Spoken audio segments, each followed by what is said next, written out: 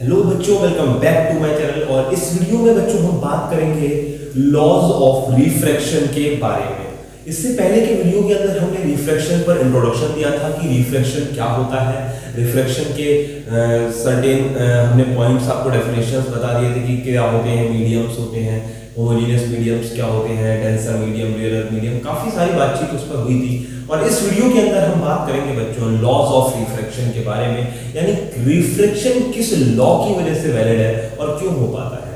तो चलिए बच्चों शुरू करते हैं इस वीडियो को और ध्यान से देखिएगा लॉज ऑफ रिफ्रैक्शन क्या होता है बेटा। अगर जिस तरह से लॉज ऑफ रिफ्लेक्शन हुआ होते थे उसी तरह से रिफ्रैक्शन के भी कुछ लॉज हैं, लेकिन उन्हें समझने से पहले जरा आप बात को समझिए कि मान लीजिए आपका ये वो सरफेस हो गया या इंटरफेस हो गया जिस पर आपकी दो मीडियम सेपरेट हो रहे हैं। ये ऊपर कोई अनदर मीडियम मान लीजिए हमारा कोई एयर है और नीचे कोई मीडियम मान लो आप वाटर है, ठीक है। दो अलग अलग हमने मीडियम लिए, ये सेपरेट कर रही है लाइन इंटरफेस, दो मीडियम्स को अलग अलग सेपरेट कर रही है, ठीक है। अब लाइट हमने ट्रेवल कराई एयर से वाटर में, लाइट एयर से वाटर की तरफ बढ़ती है। जिस पॉइंट पर, जिस इंटरफेस के जिस पॉइंट पर आकर वो इंसिडेंट करती है लाइट, उसको हम पॉइंट ऑफ इंसिडेंस कहते थे, बता रखा है। यहां से एक नॉर्मल फॉल होती है सरफेस के perpendicular, perpendicular to the interface, interface के परपेंडिकुलर, सरफेस के परपेंडिकुलर, ठीक है। अब होता क्या है बेटा, ये से जाना तो कुछ इस तरह से चाहिए था स्ट्रेट पाथ पर, अगर ये सरफेस नहीं होता, लेकिन क्योंकि मीडियम बदल गया, पार्टिकल्स बदल गए, लाइट की स्पीड में चेंज आ जाएगा, इसीलिए ये कैसे जाएगा बेटा, डेंसर में इसकी स्पीड कम हो जाती है, ये टुवर्ड्स नॉर्मल बेंड हो जाता है। अगर इस चीज को समझिएगा, इस चीज को समझिएगा, आप देखिए अगर ये इसी पाथ पर चला जाता तो ये जो नॉर्मल से इंसिडेंट रे के बीच में एंगल ऑफ इंसिडेंस बन रहा है वो नॉर्मल से रिफ्लेक्टेड रे के बीच के ओरिजिनल वाले एंगल के बराबर हो जाता, लेकिन ऐसा हुआ तो नहीं। ये रे जो है वो उस ओरिजिनल पाथ से कुछ कम हो गई, यानी एंगल भी कुछ कम हो गया। तो बस यही एक पहली बात इसके अंदर जो बनती है बेटा, अकॉर्डिंग उससे पहले आप लॉस बनने से पहले समझो कि एंगल आई जो है वो कभी भी एंगल आर के बराबर नहीं हो सकता। जैसा कि रिफ्लेक्शन में था उसमें क्या था, एंगल आई एंगल आर के बराबर होता था, यहां पर नहीं होता है। Angle i is not equal to angle r, यानी एंगल ऑफ इंसिडेंस जो होता है आपका, एंगल ऑफ इंसिडेंस जो होता है वो आपका, वो कभी भी एंगल ऑफ रिफ्रैक्शन के बराबर नहीं होगा अगर आपको रिफ्रैक्शन अगर करना है। और अगर वो बराबर हो जाते हैं बच्चों तो ये रिफ्रैक्शन का केस नहीं, रिफ्लेक्शन का केस बन जाएगा, वहां रिफ्रैक्शन पॉसिबल ही नहीं होगा। क्लियर होती है इतनी बात। देखिएगा बेटा कि अब दो केस मैंने आपको बताए थे। एक केस ये बताया था जब लाइट डेंसर से रेयरर की तरफ जा रही है, और एक केस हमने आपको बताया था जब लाइट रेयरर से डेंसर की तरफ जा रही है। दो केसेस हमने पढ़ाए थे आपको, जब लाइट रेयरर से डेंसर और डेंसर से रेयरर की तरफ जाती है। हमने कहा था जब लाइट रेयरर से डेंसर की तरफ जाती है तो स्पीड ऑफ लाइट जो होती है, स्पीड ऑफ लाइट जो होती है वो कुछ कम हो जाती है, स्पीड ऑफ लाइट डिक्रीजेस, घट जाती है, इसीलिए वो नॉर्मल की तरफ मुड़ जाती है। देखो यहां सा यहाँ पर दिख रहा है आपको, यहां पर लाइट की स्पीड घट गई है, नॉर्मल की तरफ झुक गया, यानी जो एंगल आई है बेटा, जो एंगल आई है बेटा, इस केस में हमेशा देखो आप देखो जरा ध्यान से, जब भी रेयर से डेंसर में जाएगी इधर बढ़ जाएगी, यानी टोटल एंगल से कुछ कम हो गया ना, ओरिजिनल एंगल से कुछ कम हो गया ना। ये जो वर्टिकली अपोजिट एंगल बन रहा है ये बराबर तो नहीं है, इससे कम आ रहा है, यानी एंगल आई जो है वो एंगल आर से हमेशा कम होगा। एंगल ऑफ इंसिडेंस जो है वो एंगल ऑफ रिफ्रैक्शन से हमेशा कम होगा। या आप ऐसे भी कह सकते हो, अगर एंगल ऑफ इंसिडेंस कम है एंगल ऑफ रिफ्रैक्शन से तो सॉरी बेटा थोड़ा सा उल्टा हो गया, एंगल ऑफ रिफ्रैक्शन हमेशा एंगल ऑफ इंसिडेंस से कम होगा। और अगर ऐसा केस बनता है तो इस कंडीशन पर बेटा ये जो केस होगा वो लाइट रेयरर से डेंसर की तरफ जा रही होगी।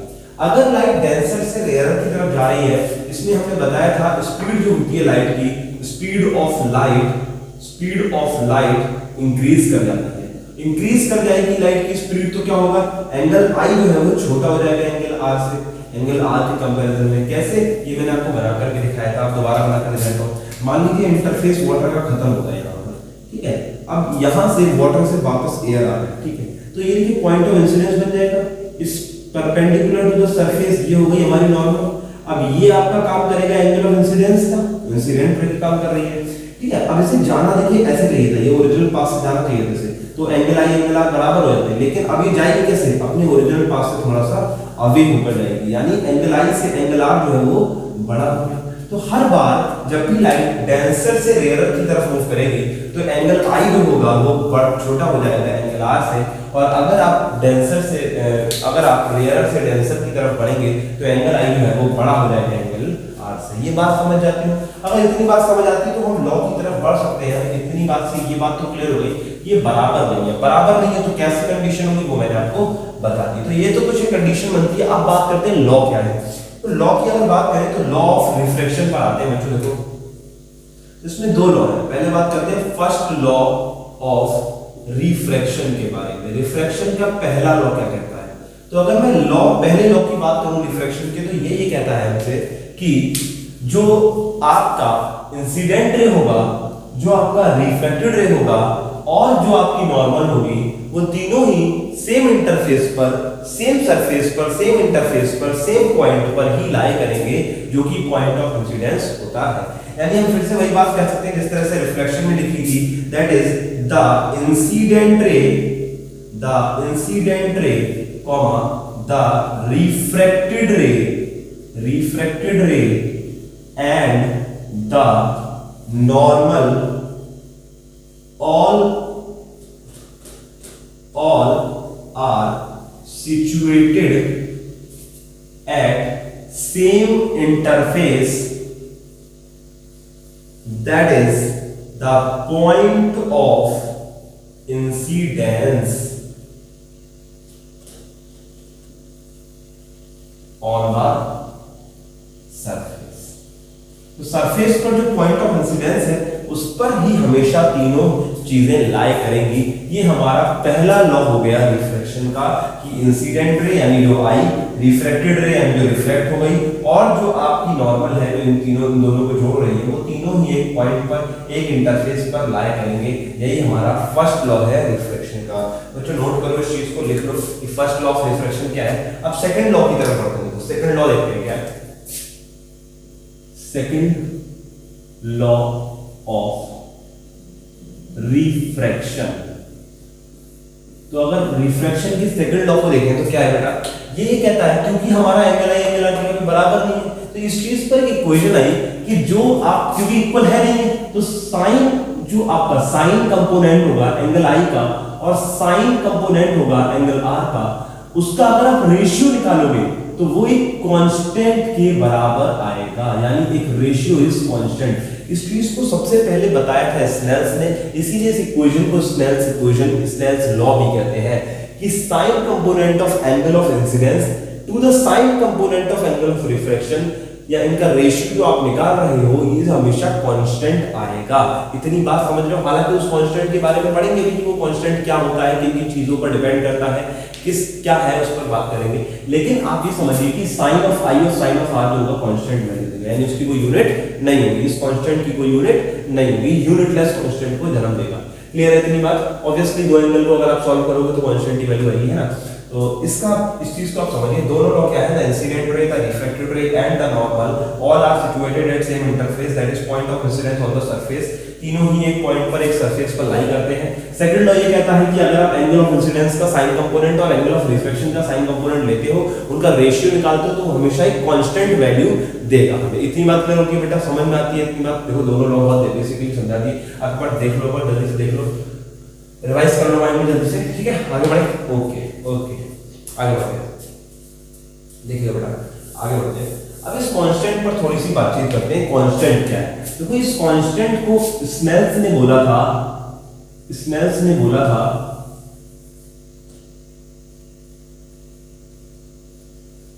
Optical density. एक वर्ड आया यहां से, ऑप्टिकल डेंसिटी। इस चीज को समझना, और यहां से मैं आपको बहुत कहते हैं ना बहुत डीपली समझाऊंगा रिफ्रैक्टिव इंडेक्स क्या होता है। वहीं पर आ रहे हैं वापस, ऑप्टिकल डेंसिटी। देखो ऑप्टिकल का मतलब मैंने बता रखा है already, the things related to the light and the sight. आंखों से देखने में और लाइट से रिलेटेड चीजें होती हैं, उनको हम क्या कहते हैं? ऑप्टिकल चीजें, ऑप्टिकल थिंग्स कहते हैं। अब बात होगी डेंसिटी के बारे में। तो डेंसिटी क्या होगी? Mass by volume. वैसे वाली डेंसिटी नहीं है। इस डेंसिटी का बेसिक मतलब ये है बेटा कि डेंसिटी मतलब कोई भी मीडियम में नंबर ऑफ पार्टिकल्स कितने ज्यादा प्रेजेंट है, कितने ज्यादा प्रेजेंट है। बेसिकली ये डेंसर मीडियम की बात कर रहा है। मैंने जैसा आपसे कहा भी था रेयर तो कोई होता नहीं है, डेंसर ही होते हैं सारे, है ना। अब बस कंपेयर करने की बात है, अब कंपेयर करोगे तो एक कम होगा एक ज्यादा होगा, है ना, यही कह सकते हो। तो बेसिकली किसी चीज की डेंसिटी, ऑप्टिकल डेंसिटी कितनी ज्यादा है किसी के कंपैरिजन में, यही बताने का काम ऑप्टिकल डेंसिटी करती है, जिसे अब या कई टाइम बाद इसका नाम को चेंज करके बोला जाता है बेटा, आज के टाइम में से हम जानते हैं रिफ्रैक्टिव इंडेक्स के नाम से। रिफ्रैक्टिव इंडेक्स क्या है हमारा, बेसिकली ये एक ऐसा फिनोमेना है, ये एक ऐसा कांस्टेंट है जो बेसिकली कंपेयर कराता है दो मीडियम्स को कि कोई मीडियम दूसरे मीडियम से कितना ज्यादा ऑप्टिकली डेंसर है, कोई मीडियम की डेंसिटी, ऑप्टिकल डेंसिटी की दूसरे मीडियम से कितनी ज्यादा है। तो बस यही कंपैरिजन आपको पढ़ना है रिफ्रैक्टिव इंडेक्स के अंदर। इसे कैसे लिखते हैं बच्चों, इसे डिनोट करते हैं, इसे डिनोट आप म्यू से भी कर सकते हो, इसे डिनोट आप स्मॉल एन से भी कर सकते हो। ये होता है सिंबल म्यू, इसे कहते हैं स्मॉल एन, इसे डिनोशन होता है बेटा। अब देखो दो मीडियम, जैसे मान लीजिए एयर मीडियम है और वाटर मीडियम। मान लीजिए एयर को मैं बोल रहा हूँ ए स्मॉल ए और वाटर को हमने बोल दिया स्मॉल डब्ल्यू। अब दो मीडियम के बीच में हमें रिफ्रैक्टिव इंडेक्स पता करना है कि रिफ्रैक्टिव इंडेक्स कैसे निकालें। तो सुनो इस चीज को, अब जिस मीडियम में लाइट जा रही है, इसको बहुत ध्यान से समझना। लाइट जो है बेटा, लाइट किधर जा रही है, वाटर के अंदर जा रही है, एयर से आई है वाटर में जा रही है। जिस मीडियम में लाइट जाती है, जिस मीडियम में लाइट जाती है उसको हम नीचे लिखते हैं, यानी म्यू ऑफ डब्ल्यू, यानी refractive index of water. Light किस में जा रही है, वाटर में जा रही है ना, तो refractive index of water, water में गई। अब किधर से गई, किससे आई थी, एयर से आई थी। तो refractive index of water with respect to air, इसे इस तरह से लिखेंगे और पढ़ेंगे किस तरह से बेटा, रिफ्रैक्टिव इंडेक्स, इसको बोलते हैं हम रिफ्रैक्टिव इंडेक्स। इसके आगे अगर हमने W लिखा है बेटा, इसका मतलब ऑफ दैट मीडियम यानी वाटर, और पीछे जो मीडियम लिखते हैं उसका मतलब होता है विद रिस्पेक्ट टू एयर। कैसे पढ़ेंगे बेटा, समझ गए। पहले आपको ये पढ़ना है refractive index of water with respect to air, यानी आप जिस मीडियम में जा रहे हो उस सिमिलरली अगर इसके लिए लिखना होता तो क्या हो जाता, तो उल्टा होता। क्यों, क्योंकि अब लाइट एयर में जा रही है, वाटर से आई, तो क्या बोलते हैं refractive index of air. Air में जा रही है लाइट, किसमें आई, किधर से किधर गई, वाटर में चल रही है, एयर में जा रही है, एयर में जा रही है और वाटर से आ रही है। इसको आप इस तरह से पढ़ोगे, किस तरह से, refractive index of air with respect to water. इतनी बात समझ जाते हो बेटा, रिफ्रैक्टिव इंडेक्स से कंपैरिजन में इतनी बात किस तरह से डिनोशन है, किस तरह से पढ़ते हैं। अगर ये बात समझ आती है तो आगे बढ़ते हैं बेटा, इतनी बात समझ जाती है तो आगे बढ़ते हैं बेटा, पढ़े। ओके ओके,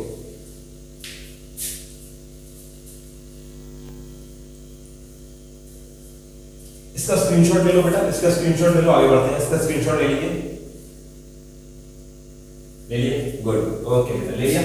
देखो अब इसके अंदर हम बात करते हैं थोड़ी सी और बात करते हैं इसके अंदर। देखो ठीक है बेटा, अगर इस तरह से लिखा है, रिफ्रैक्टिव इंडेक्स को भी कैलकुलेट करा जाता है, जैसे म्यू ऑफ ए बी। मैं दो मीडियम लिख रहा हूं, फिर से पढ़ के देखिए मेरे साथ, पढ़िए तो refractive index of A medium with respect to b medium, यानी लाइट अगर ये ए है और इसे आप थोड़ी देर के लिए बी मान लो, तो लाइट पहले ए सॉरी इसे आप बी मान लो, इसे आप ए मान लो, इस तरह से कर लेते हैं आप इसे।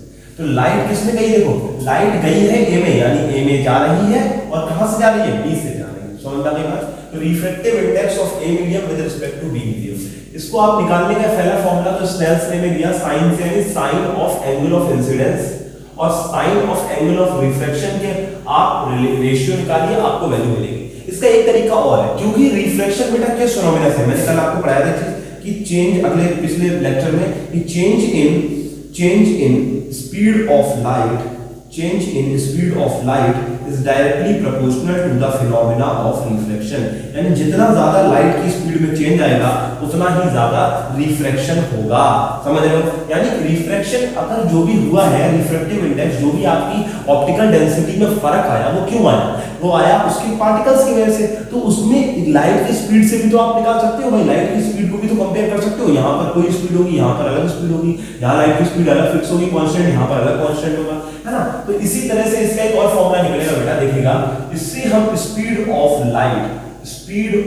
लाइट या वेलोसिटी ऑफ लाइट के रेशियो से भी निकाल सकते हैं, स्पीड ऑफ लाइट के रेशियो। लेकिन आप देखो किस चीज की बात करेंगे, अगर mu of A, refractive index of A देख रहे हो ना, ए मीडियम को देख रहे हो, तो उसका आपको रिफ्रैक्टिव इंडेक्स, उसकी स्पीड ऑफ लाइट, सॉरी उसका स्पीड ऑफ लाइट आप डिनोमिनेटर में लिखोगे। यानी देख कैसे रहे हैं, हम देख रहे हैं ए को, तो हम नीचे लिखेंगे A, speed of light of A medium आप नीचे लिखोगे, ठीक है। किसके रिस्पेक्ट में देख रहे हो उसको ऊपर लिखोगे, विद रिस्पेक्ट टू वाला तो of B medium.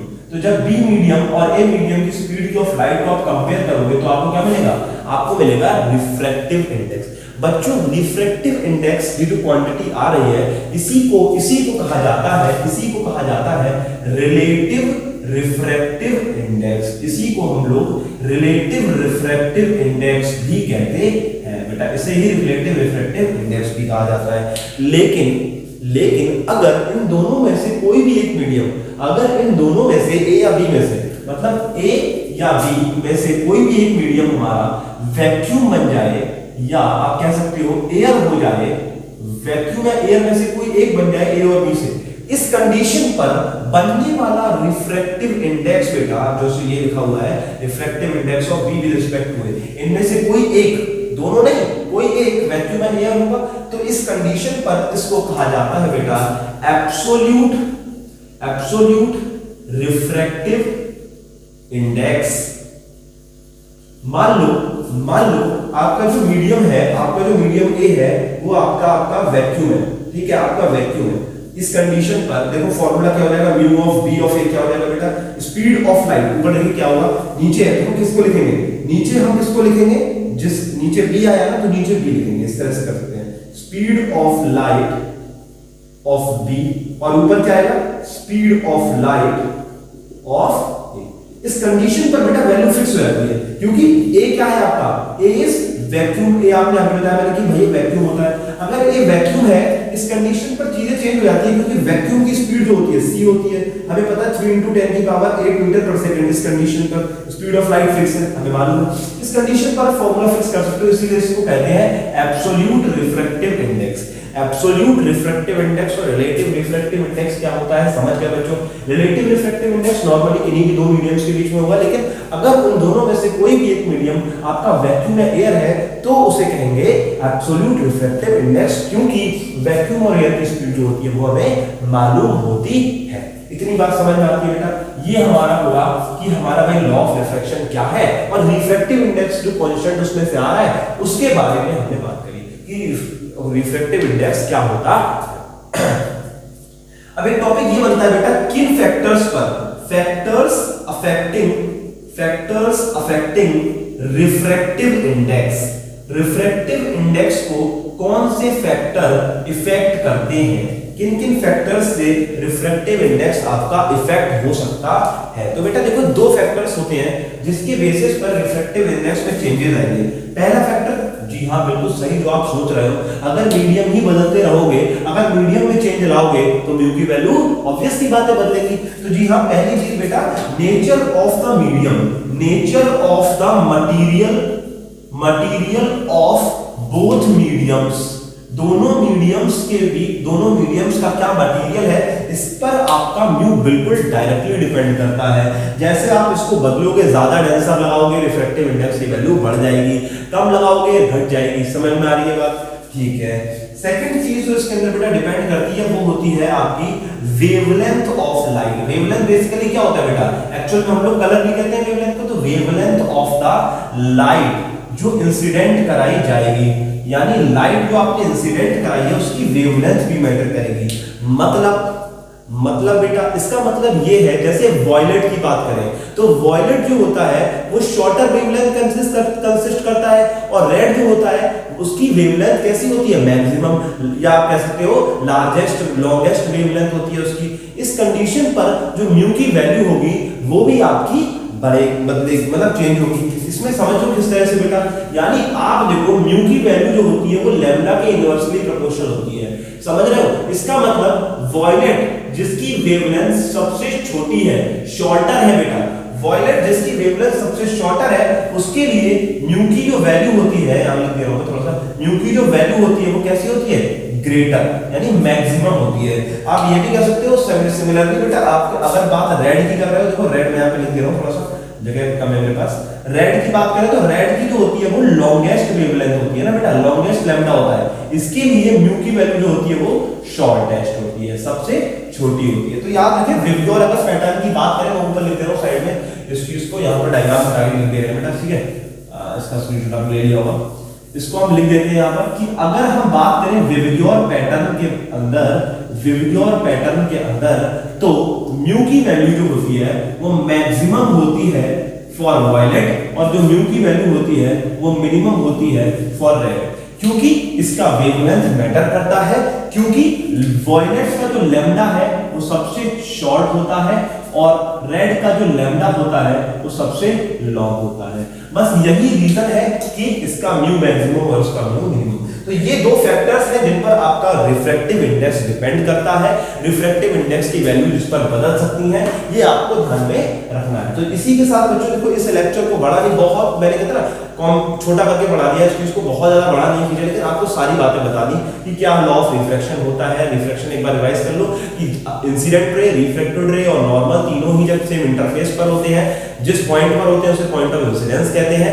Second law ये था हमारा इसका कि जो sine of component of angle I होगा और sine component of angle R होगा, उनका रेशियो निकालें तो वो एक कांस्टेंट बनाता है, जिस कांस्टेंट को हम कहते हैं ऑप्टिकल डेंसिटी, या आज की भाषा में हम उसे जानते हैं रिलेटिव रिफ्रैक्टिव इंडेक्स के नाम से। रिलेटिव रिफ्रैक्टिव इंडेक्स क्या होता है ये बता दिया हमने आपको बेटा कि दो मीडियम्स के लिए रिफ्रैक्टिव इंडेक्स आता है, ये दो मीडियम की डेंसर क्वांटिटीज को बताता है, कौन सा मीडियम कितना ज्यादा डेंसर है, कौन सा मीडियम कितना ज्यादा आपका रेयर है। तो बेसिक बात याद इसमें और ये रख लेना बेटा कि अगर आपकी म्यू की वैल्यू, अगर म्यू की वैल्यू आपकी ज्यादा होगी, ग्रेटर होगी, तो उसे कहेंगे ऑप्टिकली डेंसर मीडियम, ठीक है बेटा। और अगर म्यू की वैल्यू आपकी लेसर होगी, छोटी होगी, तो उसे कहेंगे बेटा ऑप्टिकली रेयरर मीडियम। क्लियर होती है इतनी बात। ये एक और बात आप इसमें नोट कर सकते हैं। इसी के साथ बेटा लेक्चर को लंबा नहीं करेंगे, इसको देखो स्क्रीनशॉट ले लो, एक बार आप पहले इसका स्क्रीनशॉट ले लो बच्चों, स्क्रीनशॉट ले लिया, ठीक है। तो देखो इसी के साथ हमने लॉ ऑफ रिफ्रैक्शन बता दिया और रिफ्रैक्टिव इंडेक्स, दोनों टॉपिक एक ही लेक्चर में बता दिए और सारी बातें लगभग इसमें बता दी। न्यूमेरिकल्स इसके एंड में हम लोग जब थ्योरी वाली खत्म होगी फिर न्यूमेरिकल्स को उठाएंगे, न्यूमेरिकल्स करेंगे और कंप्लीट करेंगे। जिस तरह से हमने रिफ्लेक्शन ऑफ लाइट में किया था उसी तरह से रिफ्लेक्शन ऑफ लाइट की इस पूरी सीरीज को खत्म करूंगा, ठीक है बच्चों। आपको क्या करना है, आपको पढ़ते रहना है, वीडियो को देखते रहना है और कंटीन्यूअसली बच्चों आपको प्रॉपर एक कहते हैं ना रेगुलर बेसिस पर, जैसे मैं रेगुलर बेसिस पर वीडियोस को अपलोड कर रहा हूं, आपको रेगुलर बेसिस पर पढ़ाई करते रहना है। आप रेगुलर पढ़ते रहो, आप रेगुलर तैयारी करते रहो, आपकी फिजिक्स बिल्कुल अच्छी हो जाएगी, आपकी केमिस्ट्री अच्छी हो जाएगी, आपके सब सब्जेक्ट्स अच्छे हो जाएंगे। फिजिक्स की जो आपकी सीरीज है वो शुरू हो चुकी है, केमिस्ट्री की भी आपकी अपलोड होने वाली है, ठीक है। तो इसी के साथ बेटा पढ़ते रहें और आप लोग अच्छे से तैयारी करते रहें। मिलेंगे अगले लेक्चर में, तब तक टाटा बाय बाय।